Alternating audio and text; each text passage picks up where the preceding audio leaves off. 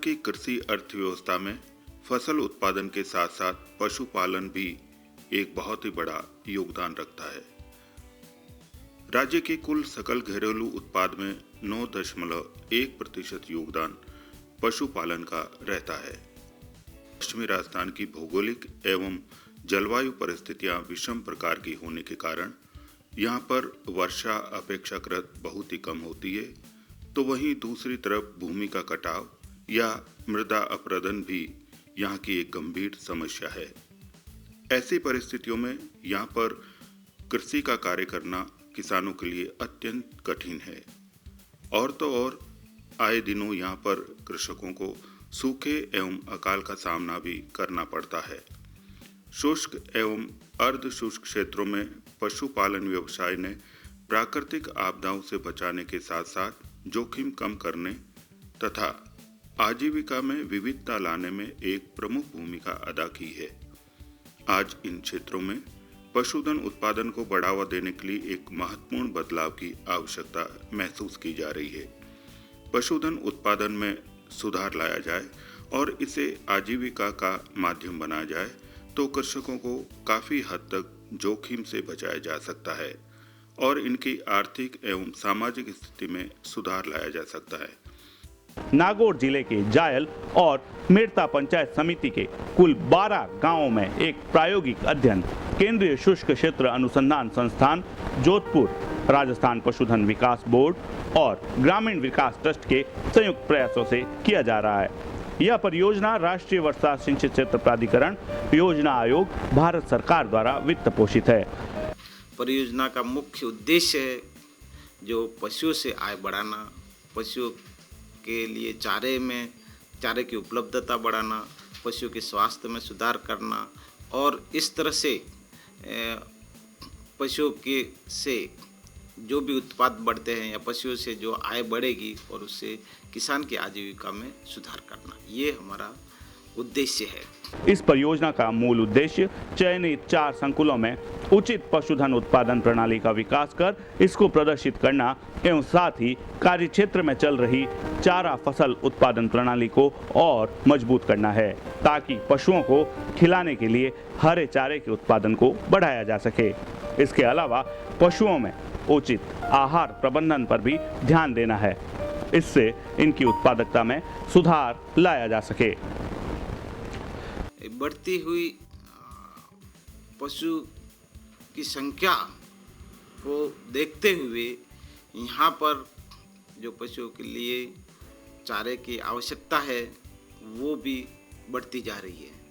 विषम परिस्थितियों के कारण, पानी की कमी के कारण चारा उत्पादन इतना आसान नहीं हो पा रहा और चारे की कमी होती जा रही है। तो इस कमी के कारण, अपर्याप्त चारे के कारण पशु का उत्पादन भी प्रभावित होता है और इससे आय कम होती है। तो इस क्षेत्र में उन्नत तकनीकी अपना करके चारा उत्पादन बढ़ा करके पशुओं का भी उत्पादन बढ़ाया जा सकता है। परियोजना कार्य करने के लिए विभिन्न नवाचारों के माध्यम से केंद्रीय शुष्क क्षेत्र अनुसंधान संस्थान जोधपुर ने परियोजना क्षेत्र के वन चारागाह क्षेत्र और समुदाय आधारित बंजर एवं पड़त भूमि के सुधार पर कार्य आरंभ किया है। इसके अंतर्गत मोपेन, बेर, खेजड़ी और हार्विकिया जैसे वृक्षों, मरु क्षेत्र की घासें जैसे अंजन और मोड़ा, धामन का समावेश कर उपयुक्त वन चारागाह पद्धति अपनाकर कम उपजाऊ पड़त, ओरण और गोचर भूमि से चारे की उपलब्धता सुनिश्चित की है। इसके अलावा खेतों के चारों ओर मेड़बंदी पर धामन और अंजन घास लगाने से चारे के साथ साथ जल और मृदा संरक्षण को भी बढ़ावा दिया जा रहा है। चारे के साथ साथ अनाज की उपलब्धता बढ़ाने के लिए द्विउद्देशीय फसलों जैसे कि बाजरा, ज्वार, ग्वार और जौ की उन्नत किस्मों की खेती को प्रदर्शित कर इनको अपनाने पर जोर दिया है। बाजरे की उन्नत किस्में जैसे कि राज 171, CZP 9802, ज्वार की उन्नत किस्मों CSV 15, CSV 20 और CSV 23, ग्वार की उन्नत किस्में RGC 1002 और 936 एवं जौ की उन्नत किस्में RD 2035, RD 2552 RD 2508 आदि किस्मों को चारा तथा अनाज दोनों के लिए को प्रदर्शित कर इनको अपनाने पर जोर दिया है। इसके साथ वर्ष भर हरा चारा प्राप्त करने के लिए सिंचित क्षेत्रों में अधिक चारा उत्पादन हेतु बाजरी, ज्वार, जई, रिचका और चुकंदर जैसी चारा फसलों की उन्नत किस्में एवं इनके उत्पादन तकनीकों की जानकारी भी दी जा रही है ताकि पशुओं के लिए हरे चारे की उपलब्धता बनी रहे। लगभग रबी की फसल में अक्टूबर महीना में लगाऊंगा। ऊपरों इनका पत्ता पालक जो दिखे और नीचे जो कंद बने, शलगम तो एक छोटा रह जाता है, लेकिन जो चारा चुकंदर है और लगभग 4-5 किलो को है। एक माइन प्रोटीन बहुत ज़्यादा है। शरीर जो को जानवर को बॉडी वेट है एक तो बहुत बड़े, और दूध इन खिलाड़ों गाढ़ हो जाए ऐसा, मतलब दूध की फैट भी बढ़ जाती है और दूध की मात्रा भी बढ़ जाए ऐसा। लगभग 5 किलो एक चुकंदर आपा खिलाऊंगा तो बाटा की बचत कर सका। और यहाँ पर रिजगा भी दिया गया, बीज है तो जिनके खेती है, कुएं हैं, उन पर उन्होंने रिजगा लगाया है। किसी को शौक है तो 1 साल का लगाया, किसी ने 3 साल का लगाया, तो अच्छा इसका प्रोजेक्ट हुआ, अच्छी पैदावार हुई और अच्छा रिजगा सबको मिल रहा है। और एक गांव में नहीं है परंतु जेई एक होता है बीज, वो जौ की तरह, वो भी लगाया है कई लोगों ने कुएं पर, वो भी अच्छा हुआ। इसके साथ साथ जानकारी के अभाव में पशुपालक पशुओं को आवश्यक खनिज लवण और विटामिन सी उपलब्ध नहीं करवाते हैं। इससे इनकी उत्पादकता बहुत कम रहती है। इस समस्या के निवारण हेतु काजरी ने पशु उत्पादन के लिए एक फायदेमंद पशु आहार बट्टिका और मिश्रण तैयार किया है। यह गुड़ अथवा शीरा, चापड़, ग्वार, कोरमा, यूरिया, नमक, लवण मिश्रण, डोलोमाइट, ग्वार गम पाउडर आदि घटकों को मिलाकर तैयार किया जाता है। यह बट्टिका गाय, भैंस और बकरियों को खिलाने पर दूध उत्पादन में 15 से 20% तक बढ़ोतरी कर देती है। इसके अलावा मांस उत्पादन हेतु पाले गए बकरों में भी 20 से 30% तक की वृद्धि देखी गई है। संपूर्ण आहार बट्टिका तैयार करने के लिए परियोजना के तहत नागौर जिले के हरसेलाव गांव में एक मशीन भी स्थापित की गई है। यह मशीन 1 घंटे में 4 किलोग्राम की 25 बट्टिका दबाव विधि द्वारा तैयार करती है। संपूर्ण आहार बट्टिका को बनाने के लिए सामग्री में यूरिया को कम से कम पानी में घोलकर शीरा में मिलाएं। नमक और लवण मिश्रण के साथ मिलाकर खड़, चूरी व रेशा के स्रोत जैसे कि गेहूं की चापड़ अथवा चावल की ब्रान के साथ मिश्रित कर दें। अब इस तैयार पौष्टिक मिश्रण को चारे की कुट्टी के साथ अच्छी तरह मिला दिया जाता है और इसे मशीन में उचित दबाव पर बट्टिका को तैयार कर लेते हैं।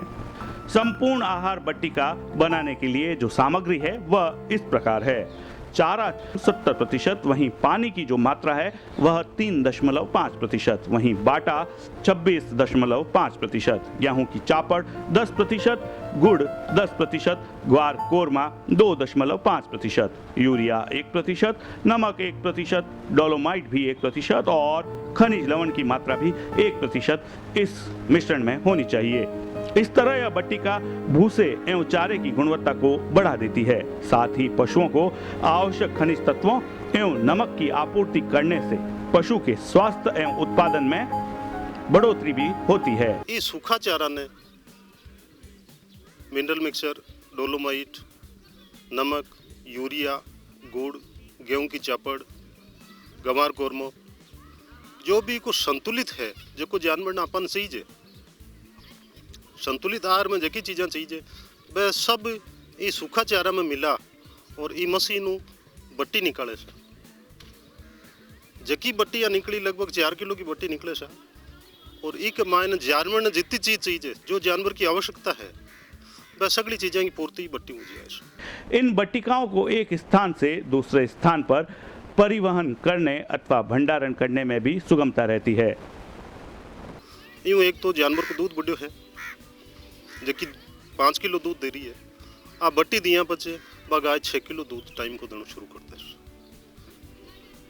दूसरी चीज काजरी वाला लगवाई यूरिया उपचारित चारो, सूखो चारो है, बरसात की कमी है, हरो चारो जानवरों मिले कम है। शुष्क क्षेत्रों में उपलब्ध सूखे चारे की गुणवत्ता एवं पौष्टिकता अत्यंत कम होती है एवं ऐसे चारे को लगातार पशुओं को खिलाने से पशुओं की उत्पादकता गिर जाती है। इस समस्या के समाधान के लिए केंद्रीय शुष्क क्षेत्र अनुसंधान संस्थान जोधपुर ने एक ऐसी तकनीक विकसित की है कि इसमें सूखे चारे को यूरिया द्वारा उपचारित करने पर इसकी पौष्टिकता बरकरार रहती है। यह तकनीक भी परियोजना क्षेत्र में पशुपालकों द्वारा अपनाई जा रही है और इस तकनीक में 4 किलोग्राम यूरिया को 40 से 50 लीटर पानी के घोल में अच्छी तरह मिलाकर इसके उपरांत 100 किलोग्राम सूखे चारे को पक्के फर्श अथवा प्लास्टिक की शीट पर फैलाकर उस पर आधे घोल का छिड़काव कर देते हैं। आधे घंटे बाद इसे अच्छी तरह मिलाकर शेष घोल का इस पर छिड़काव कर देते हैं। इस उपचारित चारे को 2 से 3 सप्ताह तक के लिए ढक कर रख देते हैं। इस चारे को एक कोने से निकालकर 2 से 3 घंटे तक खुला छोड़ देते हैं एवं इसके उपरांत पशुओं को इसे खिलाया जाता है। इस उपचारित चारे में प्रोटीन की मात्रा भी अधिक पाई जाती है। इससे पशुओं के दूध उत्पादन में अच्छी बढ़ोतरी देखी गई है। शुष्क क्षेत्रों में वर्षाकालीन माह को छोड़कर पशुओं के लिए हरे चारे की बात करना भी बेमानी सी है, परंतु काजरी ने कांटों रहित हरे थोर को एक वैकल्पिक चारे के रूप में प्रस्तुत किया है। इस थोर को कृषक भाई अपने खेत के चारों ओर लगा सकते हैं और अपने पशुओं को चारे की कमी की स्थिति होने पर खिला भी सकते हैं। अपने पशुओं की सही देखभाल इनके द्वारा की जा सकती है। काजरी द्वारा आयोजित किसान मेले में इस परियोजना अंतर्गत चयन किए गए किसानों ने भाग लेकर यहां पर तैयार की गई उन्नत तकनीकों के बारे में जानकारी प्राप्त की। काजरी के वैज्ञानिकों ने किसानों के खेतों पर परियोजना द्वारा आयोजित प्रशिक्षण कार्यक्रम से किसानों को पशुधन केंद्रित उन्नत तकनीकों द्वारा अधिक उत्पादन हेतु जानकारी प्रदान की। मैं एक बात और बताना चाहूँगा, जब ये परियोजना बन रही थी और उस समय सिलेक्शन ऑफ साइट की बात चल रही थी, तो ये गांव चुना गया। कुछ फैक्टर्स थे जिनकी वजह से ये गांव चुना गया। उसमें एक फैक्टर ये भी था कि यहाँ के लोग बहुत जागरूक हैं और अगर ऐसी जगह में इस तरीके का सरकारी इन्वेस्टमेंट होता है तो इससे इस गांव को आगे और इसके अलावा जो इससे पास में गांव में उन सभी को फायदा होगा।